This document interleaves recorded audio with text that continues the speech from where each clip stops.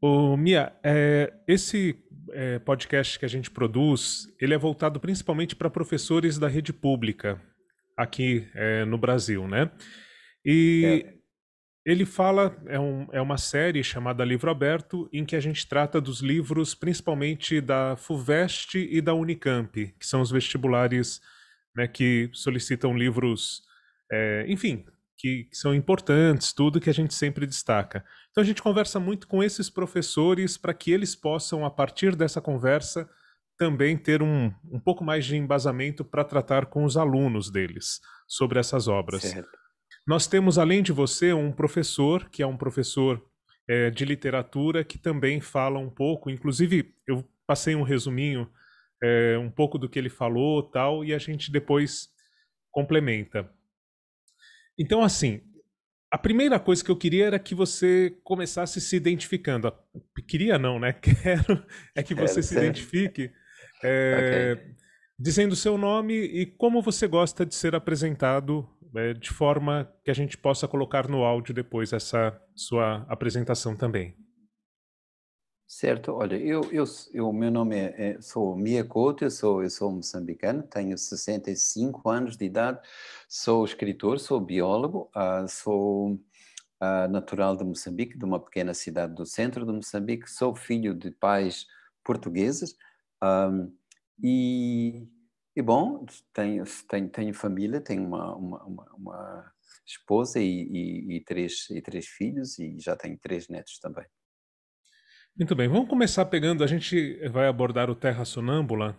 E pensando no tema do livro, ele fala sobre o período da Guerra da Independência de Moçambique. Por que escolher essa linguagem de um romance e uma prosa poética para falar de um período tão árduo?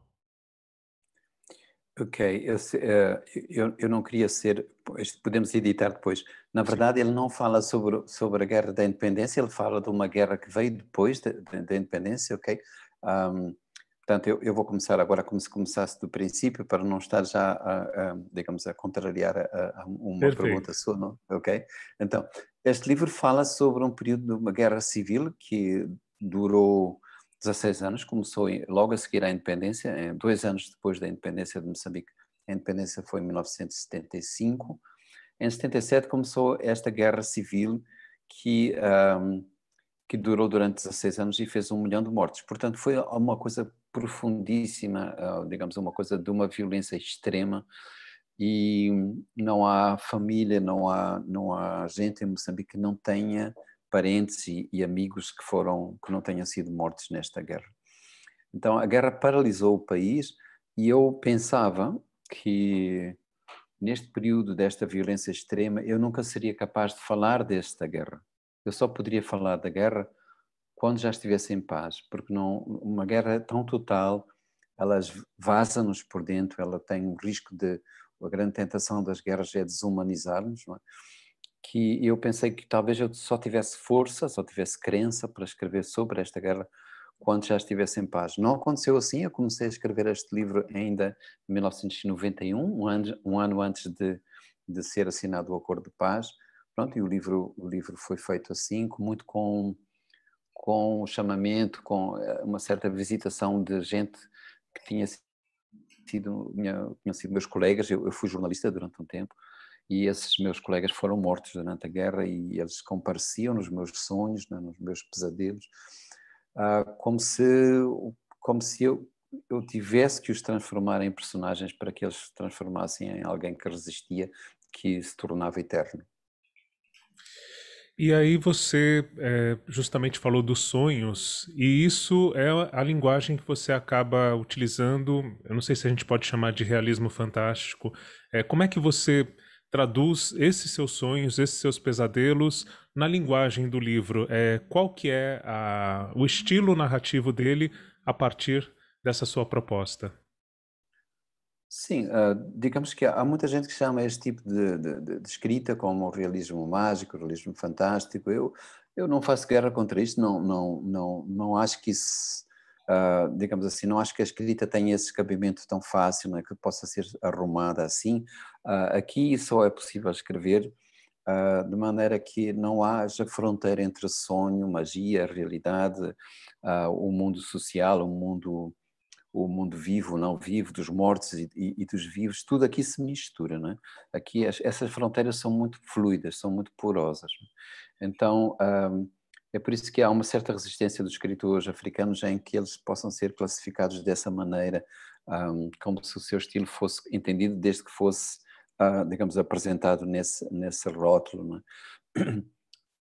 E então o próprio título do livro já sugere que se está a falar de alguma coisa que existe porque está sendo sonhada, porque ela se sonha a si própria. Não é? Eu não sei se há um som que está a entrar no seu é porque há mensagens que entram e que fazem aqui, para mim fazem um sinal sonoro Aham. que eu não sei se entra no seu, Tá, na não verdade, sei, eu não sei da onde veio o som, entrou? mas talvez tenha. Entrou, não é? É. São, é que são pessoas que me estão mandando Aham. mensagens de e-mail e eu não sei desligar isso agora, mas vamos tentar ver se eu fico em contactar. Se esquecem de mim agora neste período Aham. dos próximos 20 minutos. Então, eu estava repetindo. Então, o próprio título do livro sugere esta ausência de fronteira entre o que está vivo e que está consciente, que está em estado de vigília, e aquilo que vive num limbo, não é? Num território que está entre o sono e está entre a realidade. E isto, talvez eu possa explicar um bocadinho agora. Interrompa-me se eu estiver a falar Ok, tá demasiado. ótimo. Ok, ok. Uhum. Mas a ideia aqui é que esta guerra processava-se muito por emboscadas que eram feitas junto às estradas. E a ideia que começou a surgir é que esta era uma guerra feita contra não apenas as pessoas, mas contra a ideia de uma nação, contra um projeto de modernidade, de construir um país em cima de outras nações que já existiam, não é? E, portanto, essas emboscadas eram feitas para paralisar o processo de construção dessa nação, dessa terra, não é? Portanto, o que a literatura podia sugerir é que, de facto, a construção de uma nação em cima de outras nações que são tão diversas, têm línguas diferentes, que têm culturas diferentes, é sempre um processo de violência, assim. E a guerra, no fundo, apesar de ter sido outras coisas, eram várias coisas ao mesmo tempo, essa guerra era uma resistência contra essa projeto de modernidade. E a literatura pode sugerir que esses mundos que estão em conflito possam conversar. E é logo a escolha dos principais personagens mostram que eu quis colocar esses universos em diálogo. Há ali um menino e ali um velho, portanto há gerações diferentes que estão dialogando. Às vezes em grande tensão, outras vezes em harmonia. Há ali um mundo da oralidade, que é o mundo do mais velho, e o mundo da escrita, que é o mundo do mais novo, não é? Que entram em conjunto. E quem faz a costura de tudo isso são cartas. Portanto, há ali um terceiro elemento que mostra que a escrita como uma espécie de mensageira da modernidade pode costurar essas diferenças. Perfeito. Aí pensando um pouquinho na sua formação como biólogo, jornalista e a influência, pelo que eu li, do seu pai como a poesia, tudo e tal. Você acredita que o livro ele acaba sendo um pouco a soma de tudo isso? Na verdade, tem a sua formação, o seu lado jornalista e a maneira de contar tem a influência do seu pai nisso tudo? Sim, curiosamente o meu pai era um poeta e trouxe, quer dizer, vivia com a poesia dentro da nossa casa, não é? Eu aprendi que a poesia não era só um género literário, a poesia era o modo como ele olhava o mundo, era isso era a poesia. Era um modo como ele via aquilo que para nós não era visível, o modo como ele olhava para as pessoas e para a alma das coisas, não é? Ah, Isso foi uma grande lição, mas na verdade a minha mãe era contadora de histórias. Havia ali um, um- um outro componente, quer dizer, havia um pé que estava nessa quase irrealidade, que era o meu pai que tentava fugir do mundo, criando o seu mundo, né? Mas a minha mãe que transformava o mundo em histórias, né? E ela era uma grande contadora de histórias. Eu acho que Talvez essa contribuição dupla que eu recebi me construiu como escritor. Muito bem. E está tudo presente nessa questão da oralidade e das cartas também, né? Acaba Certo. sendo esse amálgama todo. E como é que para você veio, de repente, o reconhecimento por essa obra, receber um prêmio como o Camões, né? A importância que tem esse prêmio, e sendo um tema tão sensível, né, na sua vida, na vida das pessoas que você perdeu, como é que foi ter esse reconhecimento de um grande prêmio a partir de uma história que toca muito a sua própria biografia? Certo. Eu vivi muito tempo em guerra em Moçambique. Quase metade da minha vida, eu acho que mais de metade da minha vida foi vivida em guerra. E agora estamos numa outra situação. De novo, estamos numa outra situação de guerra em Moçambique. É no norte de Moçambique, uma guerra com estes movimentos radicais que se dizem islâmicos, não é? E, portanto, digamos, quando se fala em guerra, eu sei o que é isso, sei porque vivi. Um, Mas, por um lado, eu também acho que a fronteira entre a guerra e a paz é muito mais ténue do que a gente pensa. Provavelmente, se calhar, países como o Brasil, que não vivem guerra já há dezenas de anos, mas vivem numa situação quase de guerra não declarada, digamos assim. Os conflitos internos no Brasil são uma guerra que correspondem a uma situação de guerra, de confronto total e de polarização que equivale a quase a uma guerra. Portanto, eu acho que aquilo que se pode dizer numa guerra, num conflito que é equivalente à guerra, é que mais que nunca é preciso que haja que as pessoas se sentem, conversem e encontrem pontos de confluência, pontos em que se diz que, apesar das nossas diferenças, se estabelece que, apesar das nossas diferenças, é possível salvaguardar aquilo que são os grandes interesses da nação, são os interesses grandes da maioria das pessoas. Sei lá, no caso do Brasil agora, realmente salvar o Brasil da grande pandemia que assola o Brasil seria um motivo de constituir uma frente nacional e que estaria acima dos conflitos políticos, digamos assim. Obviamente que eu não posso ter nenhuma pretensão de que vou dizer aos brasileiros como devem ser. Os brasileiros sabem como se devem sair, mas às vezes, digamos assim, às vezes é preciso viver guerras para perceber o valor de se constituir depois essas frentes alargadas que nos unem naquilo que é essencial. E eu, quando vivi estes 16 anos de guerra, nunca pensei que a gente podia sentar, do outro lado estavam aqueles que nos matavam, e estavam também eles desejosos de terminar com esta situação de conflito, não é? É, Pensando agora na questão do livro ser escolhido, ele já foi um livro escolhido pela FUVEST, agora também pela Unicamp, né? Os dois principais vestibulares do Brasil já adotaram Terra Sonâmbula. E aí nós temos também o Pepe Tela, agora a Paulina Chiziane, né? Que também estão contemplados nessas listas de livros de vestibulares importantes aqui no Brasil. O que você acha? Até acredito que nessa resposta anterior você falou um pouquinho do quanto a gente pode aprender com essas guerras, né, que são muito mais com uma dimensão que a gente não consegue imaginar, mas que começa talvez com esse racha, com essa polarização, né? O que você acredita que essas obras, a sua, né, ou também o Pepe Tela, que já foi alvo de listas de vestibular, agora a Paulina Chiziane, que também parece ser uma literatura, eu comecei a ler o Niket, né, e é bastante interessante também, diferente da nossa maneira, cultura, tudo. Enfim, o que podemos aprender com essa literatura de vocês e por que é importante que a gente tenha esse contato nesse momento da juventude com essas obras? Certo. Eu acho que é um momento certo de aprender, primeiro, aprender aquilo que são histórias, outras histórias.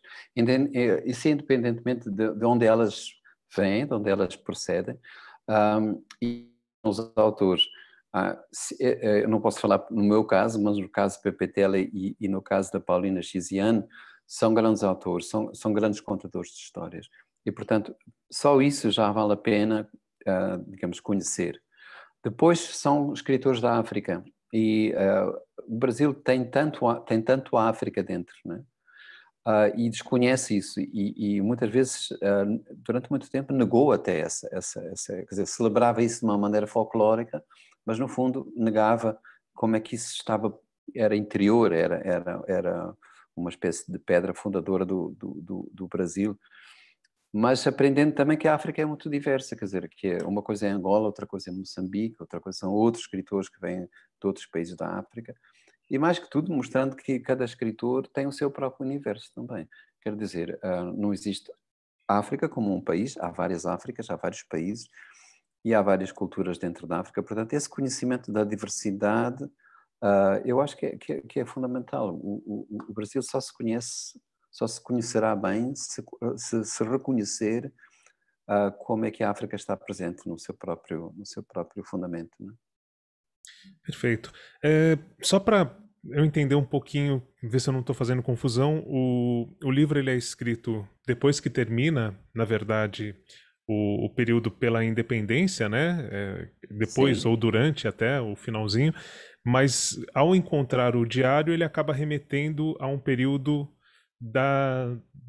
acho que 10 anos desse momento até chegar na independência. E depois, quer dizer, ele é escrito no sim. momento já da guerra civil que vem posterior, mas É acaba posterior. remetendo também a esse momento da luta Sim. pela independência, né?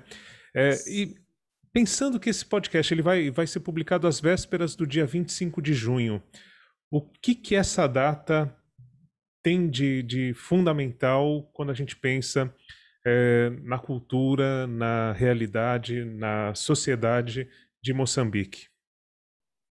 Bom, o dia de 25 de junho de 1975, de 75 é o dia da nossa independência. É o dia em que Moçambique, depois de uma luta armada que durou 10 anos, e depois de anos, de décadas de luta política, ah, o país conquistou a sua independência. O país era uma colónia portuguesa, tal como o Brasil foi uma colónia portuguesa, mas nós, muitas décadas depois, conseguimos também, digamos, conquistar esse direito de sermos soberanos, de termos nosso próprio caminho, nosso próprio governo, nossa própria bandeira, mas mais que tudo termos, digamos assim, termos direito a sermos quem somos, temos uma identidade própria. E isso foi uma enorme festa, ou seja, não podem imaginar como este país viveu naquele dia e nos dias seguintes, não é? Foi uma coisa que demorou a ser, a ser tornada na realidade concreta, mas vivemos isso como um sonho, não é? Era uma epopeia, era um momento muito épico em que pensávamos que era possível construir tudo do zero, não é? Era um momento muito sonhado. E claro que depois ninguém consegue construir do zero nada, não é? Porque as coisas existem no seu tempo em função do contexto histórico, das vizinhanças que tínhamos. Moçambique fazia vizinhança com o regime do apartheid da África do Sul, fazia vizinhança com o regime racista da Rodésia, o regime de minoria branca. Portanto, logo a seguir a isso, Moçambique começou a ser agredido por esses maus vizinhos que nós tínhamos, que viam com muito maus olhos o facto de haver um país de maioria negra que tinha um governo negro e ainda por cima um governo de orientação revolucionária, socialista, marxista. Não é? Portanto, Moçambique foi realmente cercado e esse projeto de construir uma sociedade nova foi agredido militarmente mesmo. Não é? É, pensando, você até citou isso aqui, e é uma fala recorrente sua, a questão de ter vivido metade ou mais da metade da sua vida entre guerras, né? E agora, novamente, tem a guerra, tem a pandemia, tem tudo isso e tal. A poesia tem pessoas, e o professor que falou do seu livro fala, só a poesia pode salvar, por isso tem que ser uma prosa poética para falar desse período. Você acredita nesse poder da poesia de salvar e mudar mentes? Eu não diria que só a poesia, mas no sentido em que o próprio livro diz, repara, o livro tem uma epígrafe que diz aquilo que talvez que seja a resposta à sua pergunta, que há um personagem do livro que pergunta o que é que faz andar a estrada? É o sonho. Enquanto a gente sonhar, a estrada permanecerá viva. É para isso que servem os caminhos, para nos fazerem parentes do futuro. Ora, se nós queremos ser parentes, não é, familiares do futuro, é preciso ter esse direito a sonhar. E isso, não, uma via é a poesia. Se a gente quer chamar a poesia no sentido lato, pronto, tudo cabe lá, mas o sonhar talvez seja mais do que fazer poesia, não é? Ter a capacidade de não ficarmos paralisados e pensarmos que a realidade nos, digamos, toma posse de nós, que não pode haver outra coisa senão este mundo. Se a gente pensar que outro mundo é possível, então estamos a fazer poesia no sentido que estamos digamos, a construir alguma coisa que está para além desta linha do horizonte que pensamos que é o fim, não é? E é simplesmente o princípio de uma outra coisa. Também há, aqui no Brasil, quem tenha feito essa associação não fui eu, mas eu vou compartilhar com você e você me diz se faz algum sentido. É, De que a sua obra tem um pouco de influência e até admiração por Guimarães Rosa. E tem. tem um livro que é O Campo Geral, que tem um pouco dessa questão também da prosa poética muito forte, e a invenção de palavras. O quanto Guimarães Rosa tem a ver com até o Terra Sonâmbula especificamente, mas a sua obra como um todo, Mia?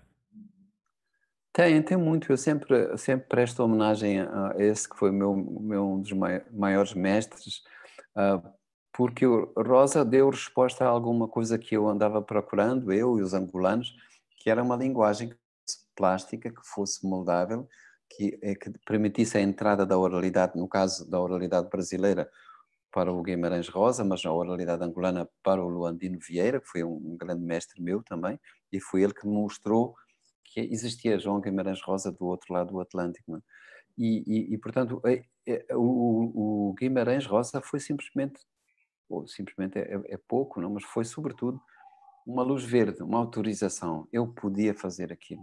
Eu podia transgredir, eu podia ir buscar os limites da língua, podia romper essa fronteira entre o chamado português correto, que seria o português de Portugal, e deixar entrar aquilo que era a nossa contribuição das diferentes culturas, ainda por cima em Moçambique, essas culturas são muito vivas, culturas da oralidade, e têm outras línguas. Isso torna ainda o português, digamos assim, o namoro tem que ser mais profundo aqui e mais profícuo, porque há 25 línguas diferentes em Moçambique que não têm nada a ver com a raiz latina do português. São línguas de raiz banto.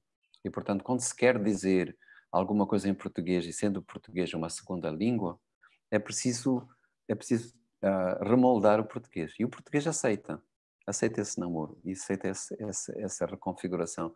E, digamos, o que Guimarães fazia tudo isso com a bênção da poesia, não é? Digamos assim, por onde ele andou no sertão, ah, digamos assim, ele construiu outro sertão, que era o sertão da sua própria linguagem. Não é?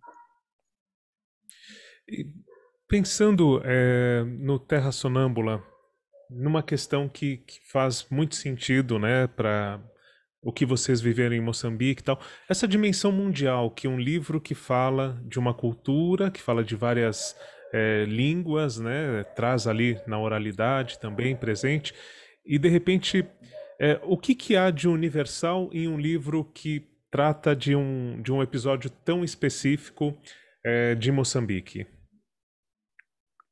Bom, eu acho que qualquer livro que queira ter essa pretensão de ser universal, primeiro ele consegue isso porque ele se torna realmente fundado naquilo que é local, que é profundamente local. Porque não existe essa coisa que é completamente local se não for o retrato da alma humana, não é? E aqui o que eu tentei buscar, não sei se consegui, foi não exatamente trazer dois personagens de Moçambique, mas eu tentei retratar o drama, não é? E a maneira como esse drama se desenhava na vida e na alma de dois personagens que são os principais, aliás, três, que são os principais, ah, digamos assim, são os principais personagens desta história, não é? O que está aqui é uma história, e é uma história de pessoas. digamos assim, o que eu almejei, a minha intenção aqui era realmente ir fundo nesse retrato dos conflitos internos, dos sonhos, do medo da morte, do sonho de um outro mundo, não é? Mesmo que ele seja muito vago e ingênuo. E isso é uma coisa realmente profundamente universal, não é? A ideia da viagem, por exemplo, todo esse tipo de ingredientes que são comuns a toda a cultura do mundo, a viagem, a morte e, digamos assim, aquilo que seria o sonho, a maneira de escapar por via de contar histórias. Não é? Este é um livro que está cheio de pequenas histórias, de maneira como estas pessoas, para se exilarem desta situação da guerra, da violência, como eles se afastavam construindo uma outra realidade dentro da realidade. Perfeito. Tem um filme que eu cheguei a ver no YouTube sobre a obra, né? Eu queria Sim. saber a sua opinião sobre esse filme, o que que dá para falar sobre ele, se você teve algum envolvimento também. Enfim, foi para mim meio que pesquisa e acabei caindo no filme. Queria saber a sua opinião Certo. sobre esse filme em relação ao livro. Bom, eu acho que o livro é muito honesto, eu acho que o livro é muito, vamos dizer assim, o- eu tenho dificuldade de dizer porque o autor sempre quer que o livro diga aquilo que o filme diga aquilo que o livro diz, isso não é correto, não é sequer uma intenção honesta da parte do escritor. O livro é uma coisa, o filme deve ser outra coisa diferente e não é um prolongamento do livro. É por isso que quando os realizadores me convidam para eu fazer parte da equipa, eu normalmente recuso, porque a minha tentação é continuar a prolongar a escrita desse romance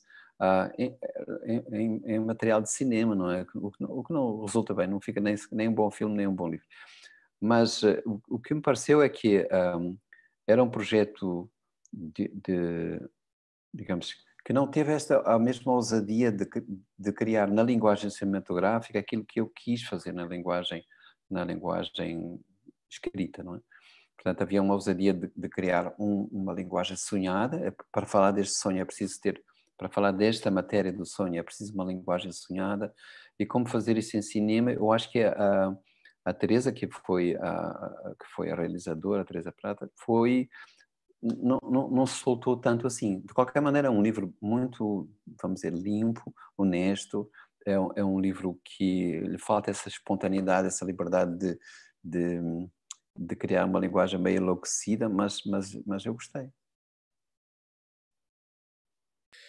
É só agora para uma questão da edição do áudio, tem algumas músicas que conversem bastante com o seu livro ou que tenham sido feitas até com base no livro, que a gente possa pesquisar e achar trechos dessas músicas? Você tem uma Sim. playlist do livro? É um playlist, não tem, mas aconteceu que num dado momento, e eu nem sei dizer quando é que foi exatamente, mas eu lembro-me que estava andando por esta savana infinita do meu país, da África, e havia uma paisagem de terra vermelha e eu estava sentado na traseira de uma pick-up, de uma caminhonete, e, e ouvi pela primeira vez a canção Terra do Caetano Veloso. E aquilo foi uma epifania, não é? Era como se eu estivesse a ver pela primeira vez a terra que se abria aos meus olhos, não é? E isso não persegue-me até hoje, não é? Uma espécie de revelação, não é? Que a canção trouxe. Então, se alguma canção me vem agora à memória, eu acho que seria esta. E é uma canção bem brasileira de um autor que eu homenageio muito. Perfeito. Só para terminar mesmo, para a gente cumprir até com o tempo aqui, Certo? É, que outros livros você toca nesse mesmo ponto do Terra Sonâmbula e o que vem por aí que possa também ter essa convergência com esse tema, já que você viveu tanto entre guerras, que você esteja preparando nesse sentido? Ou em outro sentido também, se falar de outra coisa. Ok. Bom, é curioso que ao longo da minha vida eu vivi tão próximo desta construção de um país novo, né? Vivi isso tão na carne que a minha obra corresponda também a períodos diferentes da construção deste país. Mas talvez eu possa nomear, logo a seguir à guerra, eu escrevi a Varanda de Frangipani, que era, digamos, como é que este país se distanciava dessas feridas da guerra, não é? Era uma espécie de dificuldade de renascer, pensando que a gente depois da guerra pode voltar a nascer de uma maneira, digamos, impoluta quase. Depois, antes de nascer o mundo, foi assim que este livro foi nomeado no Brasil. Na verdade, o livro tem outro nome na origem, aqui chama-se Jesus Além, aí chama-se Antes de Nascer o Mundo. E agora, eu vou publicar agora em julho, no Brasil, um livro chamado O Mapeador de Ausências, que é o regresso meu à minha terra natal e, digamos, à forma como a minha cidade natal ela foi quase desmembrada por causa das guerras e do tempo, digamos assim. Perfeito. Tem data já? Vai ser lançado simultaneamente aqui no Brasil? Ela já foi lançada aqui em Moçambique o ano passado, vai ser lançada aí no Brasil, eu acho que em fins de julho, pela Companhia das Letras, e em agosto, acho eu, pela TAG.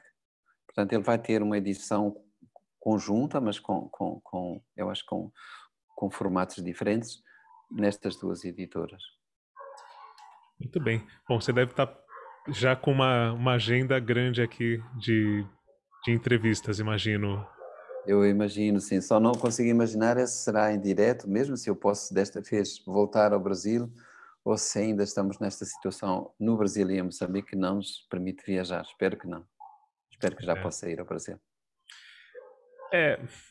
Estando do lado de cá, você deve estar Assim, acompanhando, né, o que tem eu sei, não, acontecido. Mas não está enfim, fácil. não está fácil. Mas E eu por. desejo que seja possível, porque eu Aham, sofro sim. como se fosse um brasileiro a situação que está a ser vivida no Brasil de hoje. Uhum. E nós aguardamos você por aqui. Uma última pergunta. Certo? Posso te convidar outras vezes? Eu não consigo imaginar como é que é o seu tempo, tudo, mas posso fazer essa mesma ponte que a gente fez dessa Sim, vez? sim, com certeza, com certeza. Eu tenho que encontrar sempre um momento e é pelo prazer de conversarmos, de estarmos juntos. Muito obrigado, viu? Ok, grande Foi um abraço prazer para si, imenso. para todos e todas. Obrigado. Um abraço, Igualmente. obrigado. Até breve.